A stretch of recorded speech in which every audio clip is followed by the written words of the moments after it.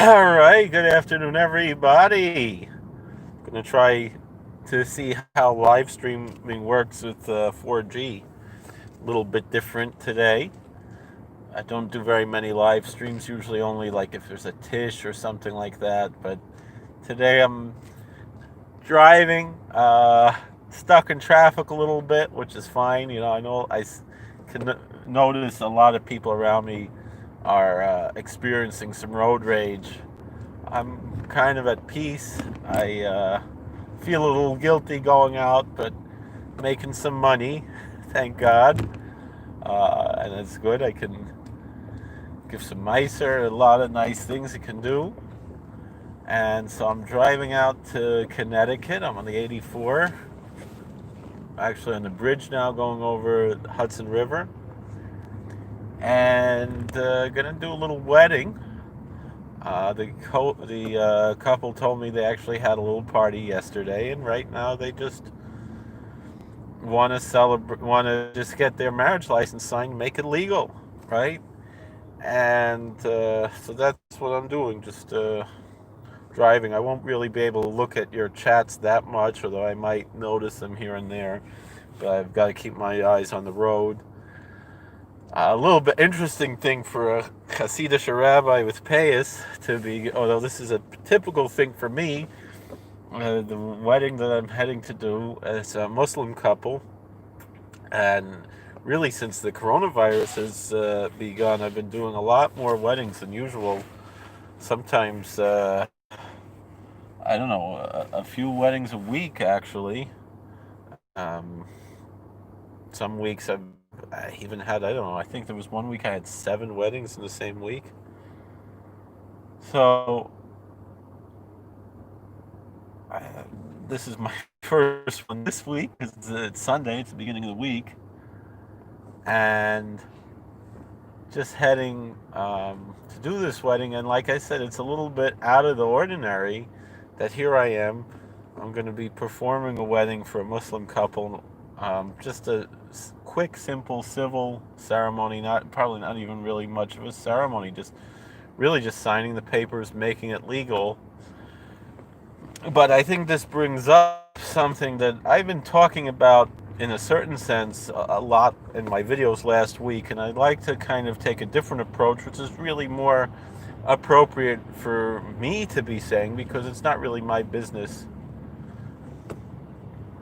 to be telling really Muslims how to live, right? And it's not my business to tell Christians how to live. Considering last week, I would like to educate Muslims, if they are concerned about this, and if they're not, it's none of my business.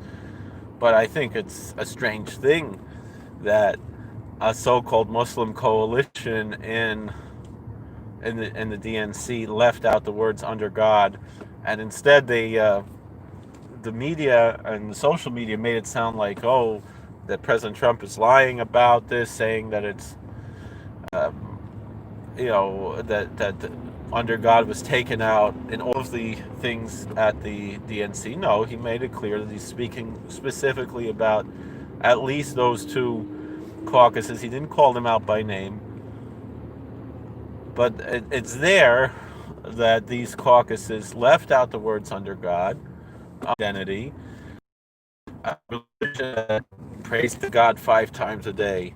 Every other word is Bismillah, Inshallah, in the name of God, God willing, Mashallah, thanking God, praising God,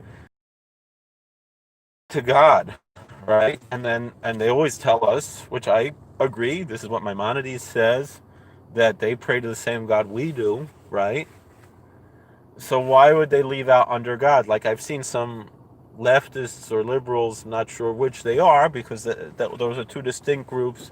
I don't think there's really an authentic overlap between the left and an authentic liberal, but I think there are a lot of liberals who are fooled into thinking that the left represent them better. But the truth is the American right, which is distinct from the European right, or really any other country's right wing, is really the authentic liberal ideology.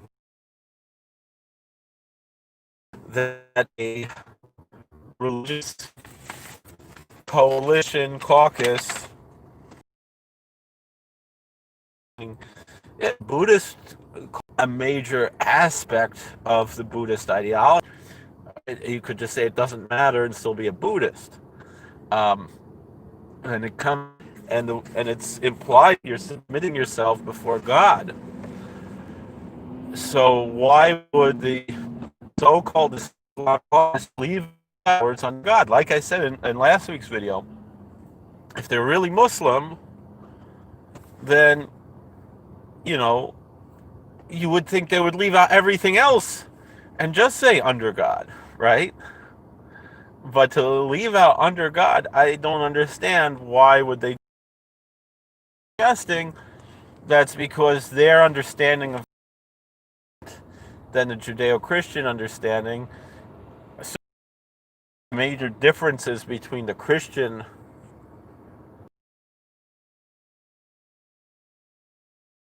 and Islamic theology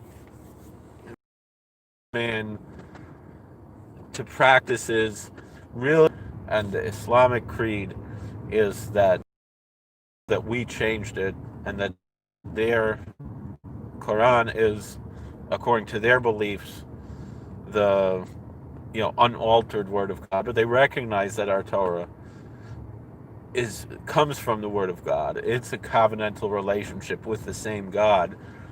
So there's no theological difference.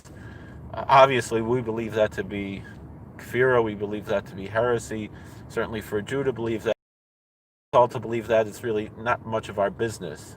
They're not worshiping God, and I wouldn't necessarily say that, but they're not subject to any punishment on that account. We're live again, right?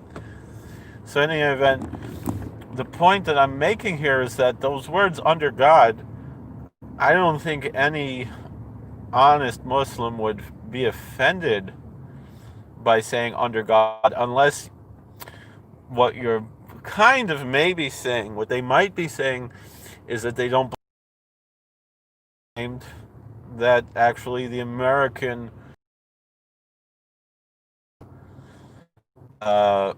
jurisprudence, even though they do not believe it to be divine, is quite similar to an ideal Islamic society. I've seen Muslim writers give that opinion. Obviously, they're perhaps more liberal Muslim writers, but it makes sense. I mean, I certainly believe the same thing in the Jewish sense, even though the truth is the Jewish belief is that we are not allowed to, for example, go to a civil court, even if they follow the same laws that the Torah follows.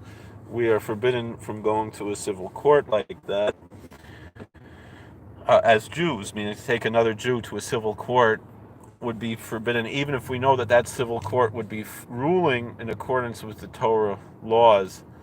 With that being said, you're live once again. Thank you again. So I was saying that the Jewish law prohibits Jews from taking other Jews to a civil court of law, even if we know that the laws are going to be following the same thing. But with that being said, I still do believe that America is a republic that was made under God.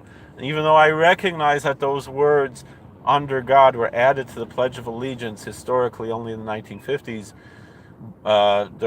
during the time of President Eisenhower, the truth of the fact is that that was really, I believe, a realization of the initial ideology of America, but also it was meant certainly to fight against the communists.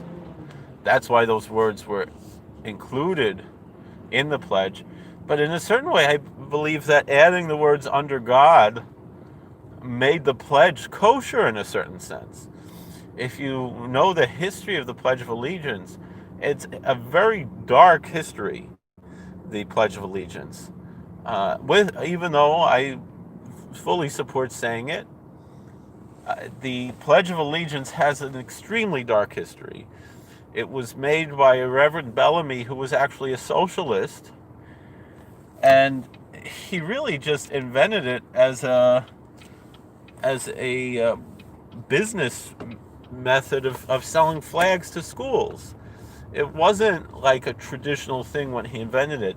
The other really scary thing, although that's only scary by hindsight and not by its original design, but when this Reverend Bellamy, it's curious though that a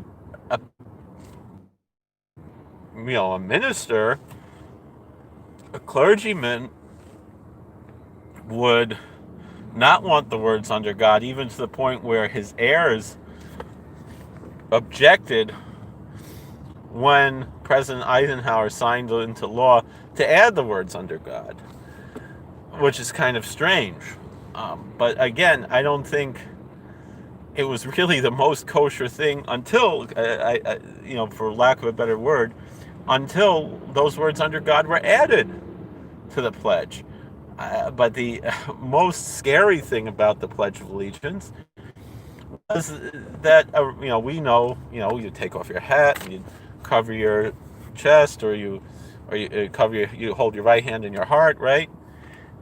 That's what we do today. Do you know what the original salute to the flag was when you made the pledge? It wasn't like this. It was actually the Hail Hitler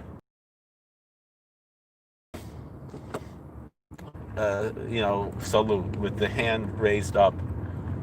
That was the original way that Reverend Bellamy, I think it was called the Bellamy salute, but when Reverend Bellamy made the Pledge of Allegiance, that was the way that he wanted the children in the school to salute the flag.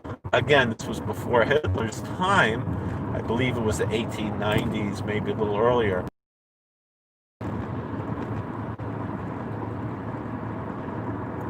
But still, essentially, it's an interesting part of the history that certainly pledge. So, like I said, I think adding those words under God was a positive development. And as far as this particular story of the Muslim caucus removing those words under God, it's a very strange thing to me.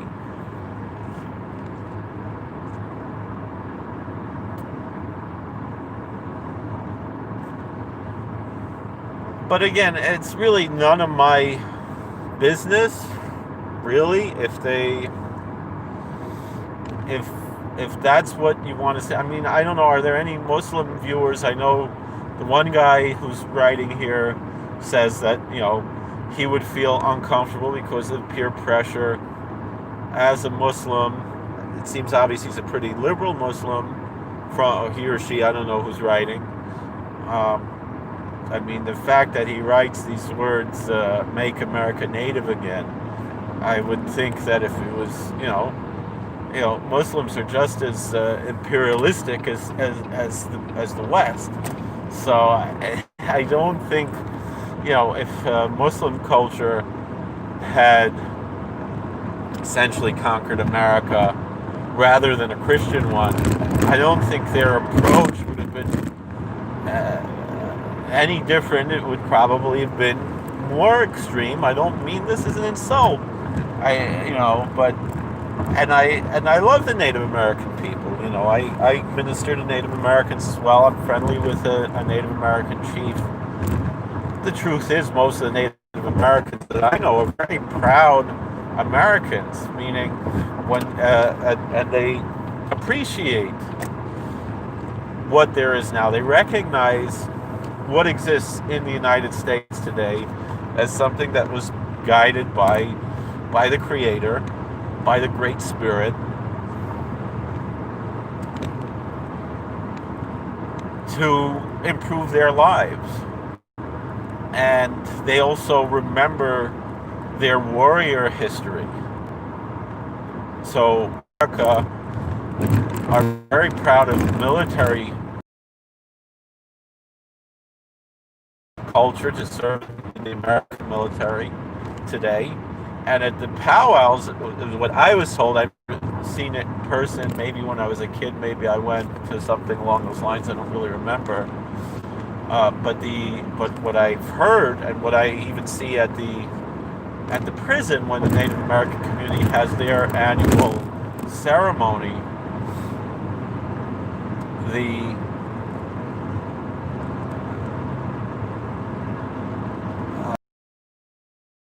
call it a powwow in the prison, but the powwow or the annual ceremony that we have in the prison, these are um,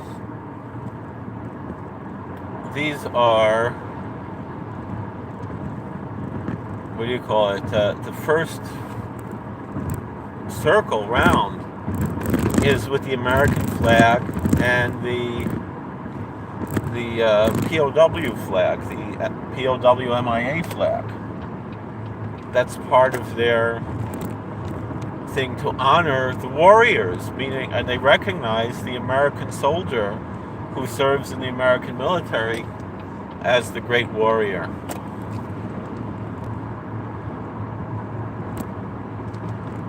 So to present, to say there's a speed trap ahead. There's a speed trap behind. That's why I just slowed down. To present this, when we say, to say something like "Make America Native Again," that's not really. I think you can't make blanket statements to represent all Native Americans, just like you can't make blanket statements to represent all Jews or all Muslims, certainly not all Christians, or even all members of a particular denomination, Christianity, all Catholics, or all Presbyterians, or all Baptists, or all, Pentecostals, or Seventh-day Adventists, or Mormons, or anything else. But essentially,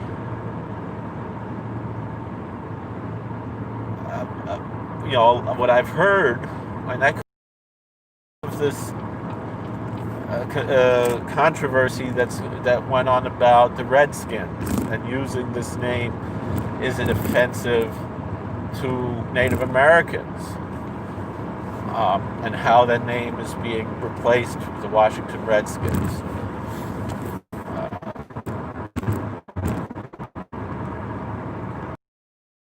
What I understand is it's mostly liberal and leftist white people who are offended by that, and they claim to be offended by it. It's the same thing. What about the Notre Dame Fighting Irish? People of Irish ancestry offended by that. If anything, that could be framed a little bit more as a negative stereotype than just merely the Redskins as a descriptive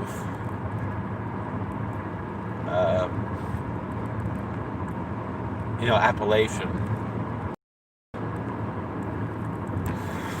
Well, looks like no chat because I should keep my eyes on the road. Again, with all that being said, as I often say, I wanted to talk about it now that we've been talking for 24 minutes almost. I wanted to discuss another aspect of this question. Not so much, all right, as long as Muslims are not going in blindly, understanding that the Democrat caucus removed the words "under God." And perhaps they could explain why they removed the words "under God." I'd certainly like to understand, because again, I love learning about different religions. It's not only what I do for my work, but I enjoy my work doing this. And I was told that Muslims are under the belief that the more you mention the name of God, the more you're going to be blessed, right? And it doesn't matter what language you use. Meaning, Muslims recognize a Jewish or Christian prayer and as a valuable mention of the name of God, even in the point of under the laws of halal. there's a question in Islamic jurisprudence as to whether or not, for example, kosher meat is halal, right? And the crux of the question is not that a Jew is the one doing the slaughter, as it is in the Jewish kosher laws. The one performing the slaughter must be Jewish, and must be a pious Jew, and must be knowledgeable in the laws of kosher slaughter. That's how it is in the Jewish law. And so an Islamic slaughter, even if it's done in the same manner, is not kosher, a halal slaughter. And furthermore, also halal is more liberal than kosher. In most things, they allow a lot of animals that are not kosher, like camels and rabbits, and all kinds of seafood, as opposed to the Jewish understand that limits the seafood to fish with scales and fins, and pretty much anything. The scales have to be removable scales, certain type of scales. Science recognizes 4 types of scales, 2 of which are recognized as kosher in Jewish law. And pretty much any of those that have those scales also have fins. So that's enough to find the scales. So again, the Islamic law is much more liberal. The only thing that I know of that is kosher but is not halal is alcohol. And that's the thing. So even derivatives of alcohol. All right, you're live again, it says. All right, so vinegar, even that was originally alcohol, is halal. In Jewish law, that's where we could be more strict. You could have a wine-based vinegar that's halal but not kosher. Because if it's wine, has to be again made by a pious Jew, and if it's not kosher, as opposed to other alcoholic beverages could be made by anybody. And so if you have a wine-based what do they call it, vinegar, then it's kosher. So when it comes to, it's the same thing, you're live. Okay. So when it comes to the question of kosher slaughter, whether or not that's halal according to Islamic law, so in the Islamic tradition is that every slaughter that is done, you say Bismillah or some other mention of God, right? Bismillah means in the name of God. In the Jewish tradition, we have a law that says, it's one of the 10 Commandments, you should not take the name of the Lord your God in vain. And so we take that very seriously, to the point where if we're praising God,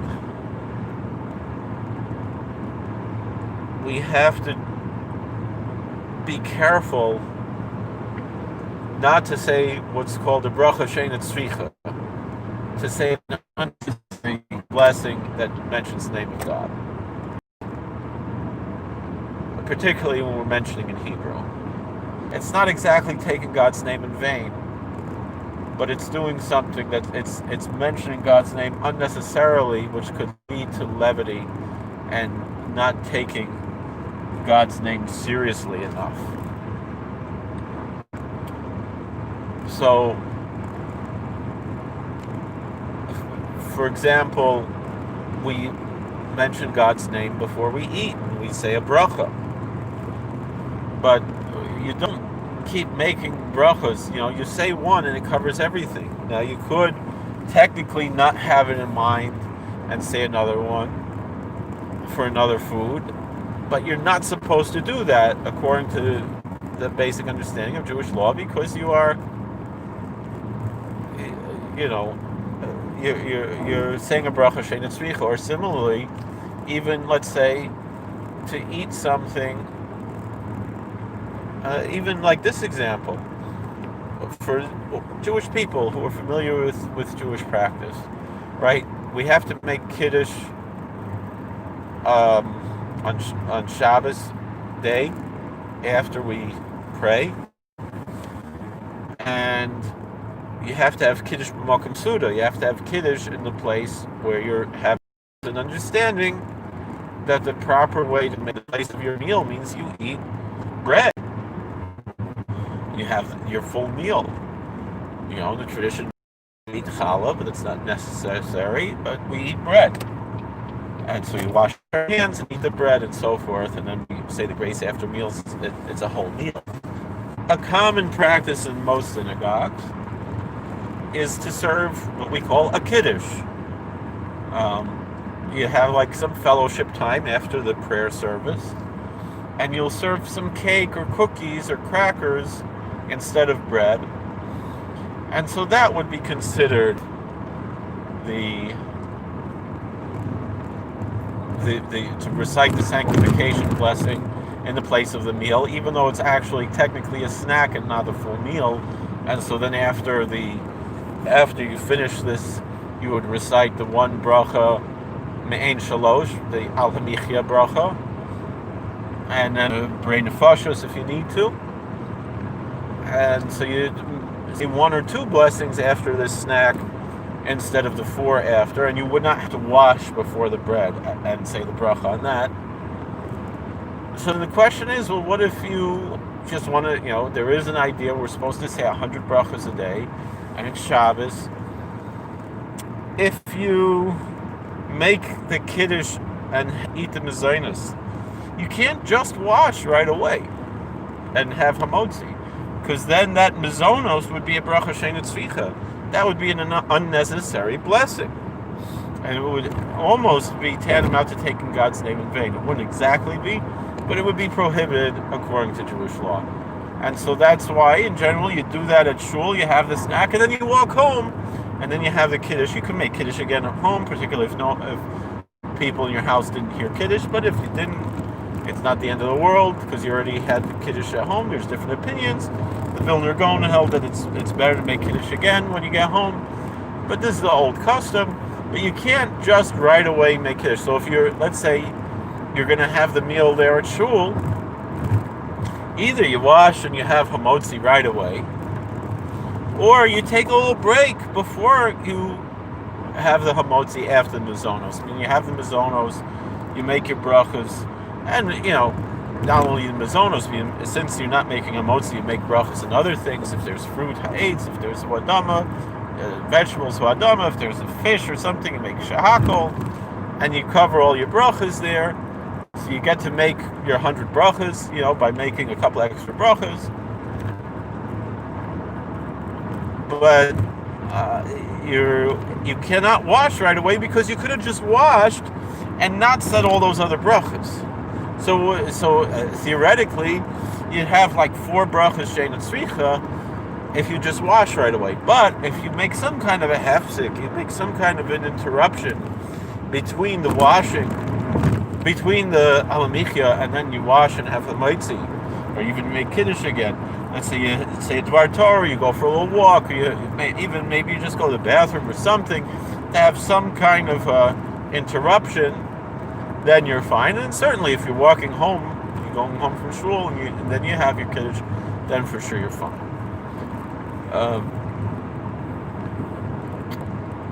With all that being said, right,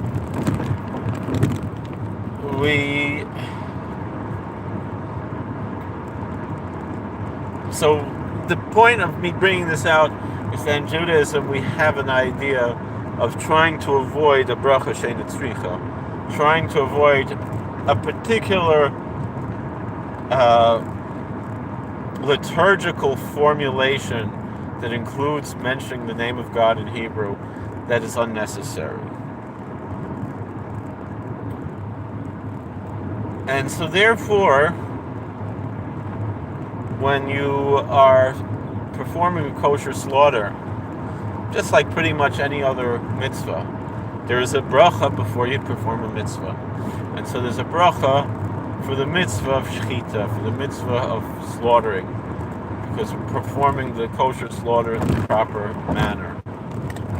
And so, again, there we are. Some people might use the term butcher to be the shechet, but it's really not the proper term. But anyway, so you have the one performing the kosher slaughter. He is going to make the one bracha al hashchita, asher kinshanu mitzvah yisav al hashchita, and then not talk, not interrupt with anything that's not directly connected to this act of shechita until he finishes. He decides to take a break. Then, after he takes a break, whatever, Islamic, all, as far as I know, all of the Islamic poskim, I don't know what they call it, is halal, because the name of God was recited over it, even though it was in Hebrew, and it was not in Arabic. That is halal. The only question is that bracha applied to all the chickens, and so then they're good, or does add to the point where in Jewish law the question can shochet when he is performing the shechita, could he face Mecca, and second of all, could he say Bismillah on every shechita that he's performing, meaning every chicken? This is a question in Jewish law. If shechet could face Mecca and say the words in Arabic Bismillah, would that be considered an interruption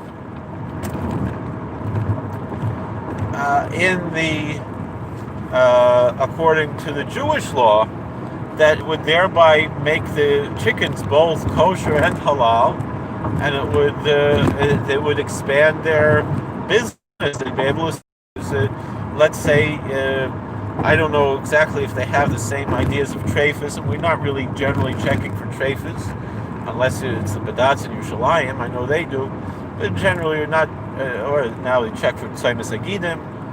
But let's say you find a treifa in a chicken, or in a behema gasa, you find a treifa, right? I don't know if the Muslims have the same idea of God as the Jewish tradition.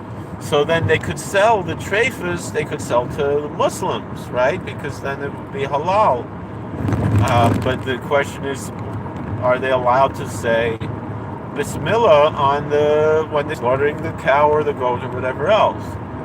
So these are the questions that we have in Jewish law as opposed to Islamic law. But the point that I'm bringing out here is that in Jewish law, we do have an idea that we don't want to take the name of the Lord in vain.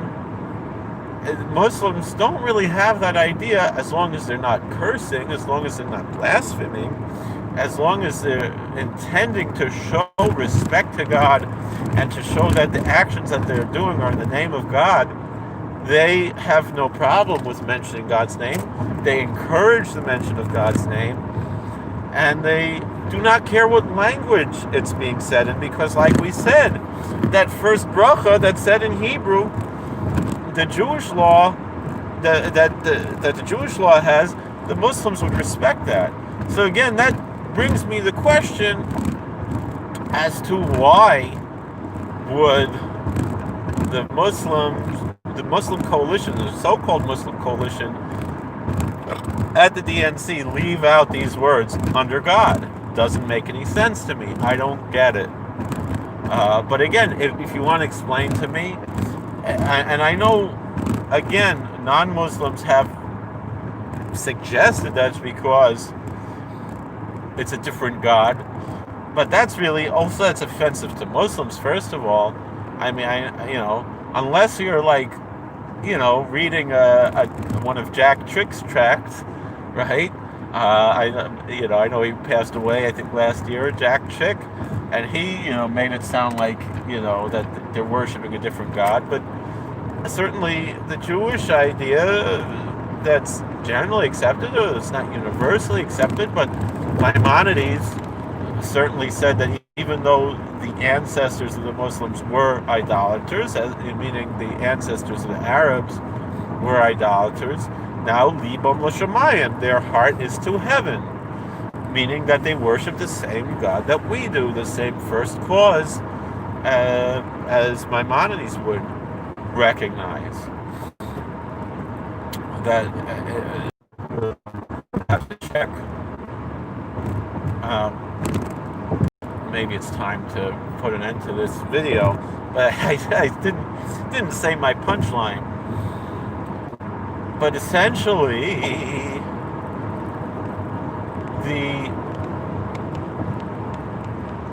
the point that I'm saying is that I don't understand. I don't believe that's true. I don't believe that that the Islamic idea of God is different than the essentially Judeo-Christian idea, maybe different than the Christian idea, but not the Jewish idea of God. And even essentially what Christians, I guess, would call God the Father, although it's a little bit more complicated than that, but I'm not really going to get into theology about the Trinity right now. That's not the time and the place for that.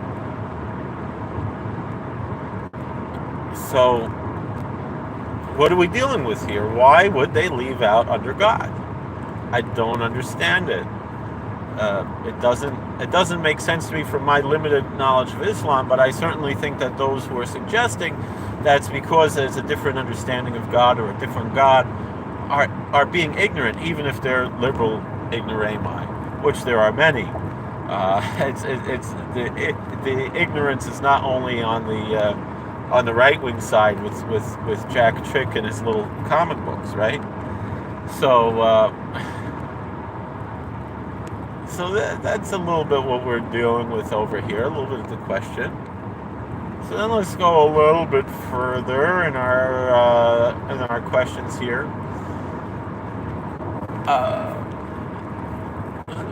I really want to discuss something else. What about us? What about Jews and maybe some Christians and so forth? How are we supposed to approach things? And I really believe that we have to make an effort to see. You're live. Okay. Makes me believe that a lot of these people who call themselves Muslim in the Democratic caucus are really not Muslim. They're really atheists, communists, kufir, right? Kafrim, just like a lot of those Jewish people are. Bernie Sanders is certainly a kafir, certainly a despicable, self-hating Jew. George Soros is not in the someone who deserves all of our contempt. And I would think that any responsible Muslim should really feel the same way about the Muslims who are in. That when people would accuse President Obama of being a Muslim because he went to madrasa and he was raised in an Islamic environment by his stepfather. He went to madrasa in Indonesia. He did live as a Muslim for a part of his life, but now he claims to be a Christian. I don't think he is a Christian or a Muslim. I think he worships himself. Right? And halavai, he would be a Muslim is my answer. If only he would be a Muslim. I don't think he has the what do they call it? What's the word I'm trying to think of? The self-control, the discipline to pray 5 times a day, to fast during Ramadan, to do all these things. He seems to just be an arrogant person who's just full of himself. So this is kind of I gotta get over to the right here, which is always good to be on the right. So the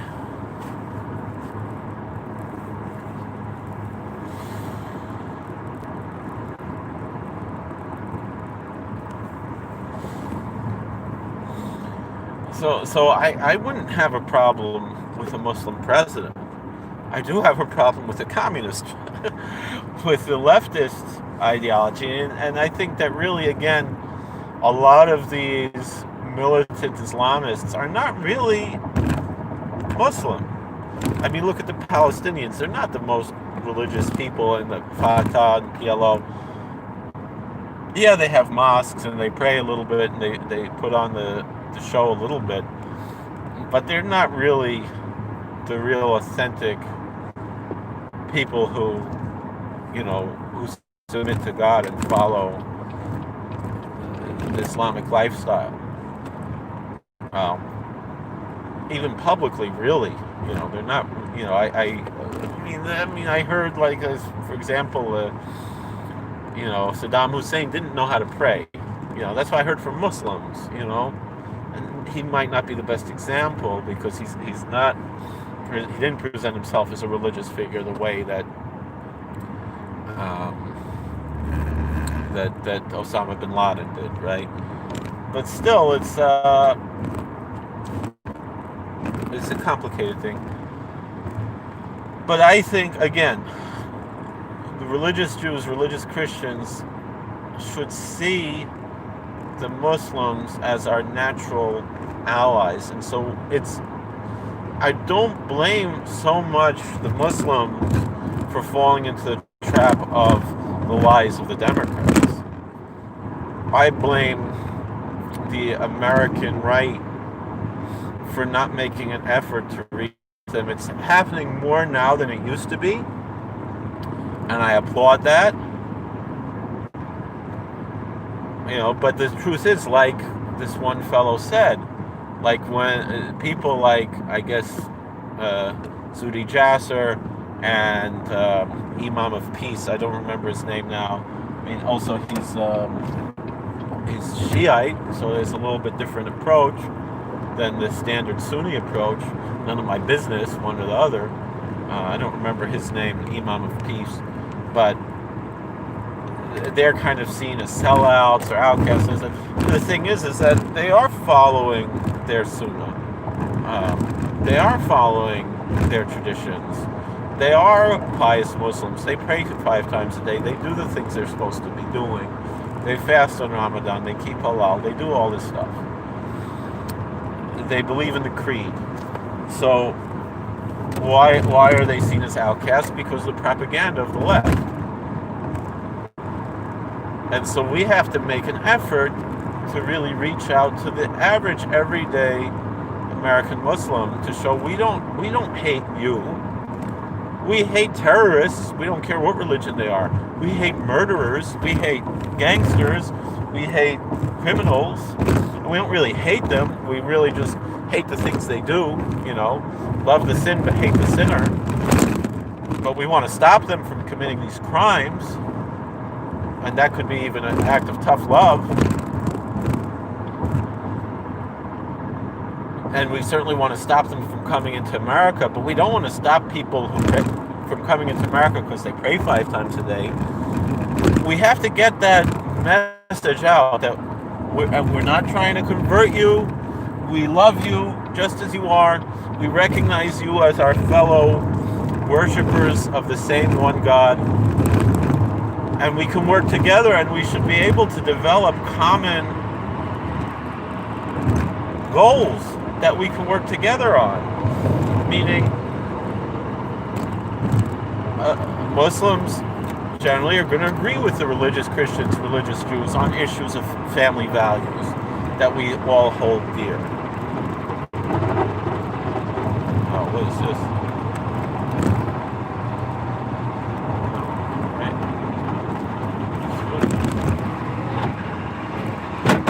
Oh, shoot. Alright, let me... Shoot. Let's see what's going on here.